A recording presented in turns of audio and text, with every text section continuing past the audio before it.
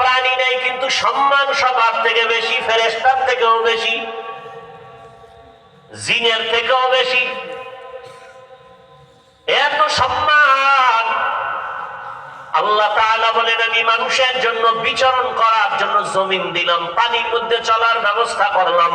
যেই লোহা পানিতে ফেললে নিচে চলে যায়, মানুষ মেধা দিয়া ওই লোহা দিয়ে স্টিমার বানায় ভাসায়া ভাসাইয়া এক দেশ থেকে ভিন্ন দেশে চলে যায় পানি পথে।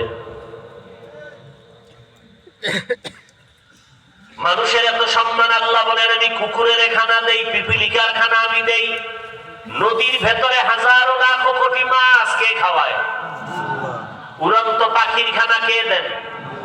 জঙ্গলের হাজারো প্রাণীর খানা কে দেন? ওরা দামি না আমরা দামি? ওদের খানা যদি আল্লাহ দেয়, ওই যে পিপিলিকার খানা কি প্রতিদিন ৮টার সময় কোনো বাজারে দেয় না ওর বাসায় পৌঁছে যায়? কথা বলেন না কেন?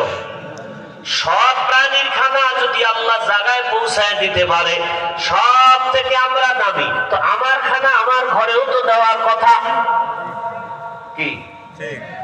আমরা কেন খানার জন্য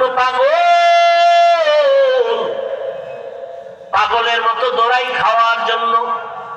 কাউকে মেরে ফেলি, বেঁচে থাকবো, সব লুটে পুটে খাবো।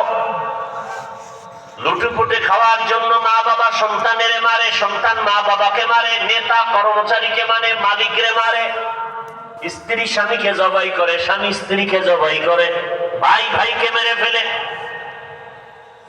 অথচ আমরা সবার থেকে দামি। খানা তো আল্লাহ আমার ঘরে দিয়া যাবেন, দেন না কেন? পিপিলিকার খানা ওর বাসায় দেয় কেন? আমার খানা আমার বাসায় দেয় না কেন? বলে আল্লাহর সব প্রাণীরা আল্লাহর হুকুম মতো চলে, গাদ্দারি করে না। আর আমরা আশরাফুল মখলুক, আল্লাহর দেওয়া পানি, আল্লাহর দেওয়া বাতাস, আল্লাহর দেয়া চাঁদের আলো, সূর্যের আলো, আল্লাহর দেয়া জমিনের ফসল খাই, গাছের ফল খাই, জমিনের ফসল খাই, নদীর মাছ খাইয়া আল্লাহর সাথে বেঈমানি করি, গাদ্দারি করি। এ কারণে খানায় আমরা বড় কষ্ট পাই। করতাওয়াক্কুল মিকুনি হর সুবহ শাম, মিরাসানাত রিজতে তু আজলা মাকাম, জুজবা হক জি জে মখাজ ইনসুজা, ফজলে উ আমস্তে দর জুমলা জাহা। দুনিয়াতে আল্লাহ যত মাখলুক বানাইলেন, এর মধ্যে আল্লাহর কাছে সব থেকে প্রিয়, সব থেকে দামি কোন জাতি বলেন? মুখস্থ করে বয়ান করা যায় না, মুখস্থ করে বয়ান করা যায় না।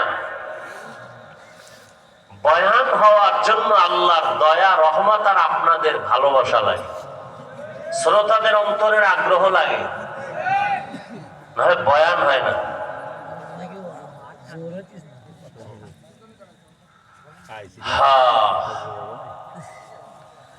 মানুষ আল্লাহর কাছে সব থেকে দামি, আর এই মানুষের ভেতরে আম্বিয়া কেরাম হলেন আল্লাহর কাছে আরো প্রিয়। এজন্য তাদের উপরে মুসিবত বেশি। হাজার কোটি ভাগের এক ভাগ মুসিবত আমগো নাই। ইব্রাহিম নবীর মুসিবতের ইতিহাস পড়েন, মুসা নবীর উপরে ইতিহাস মুসিবতের। জাকারিয়া নবীকে তো জবাই করা হলো।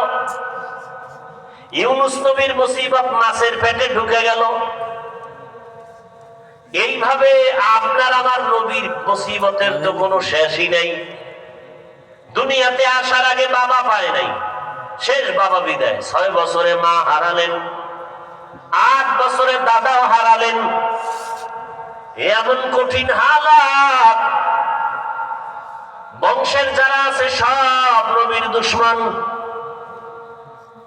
এত কষ্টের জিন্দেগি নবী কাটাইলেন। 3 বছর পর্যন্ত তার বংশের লোকেরা তারে গৃহবন্দী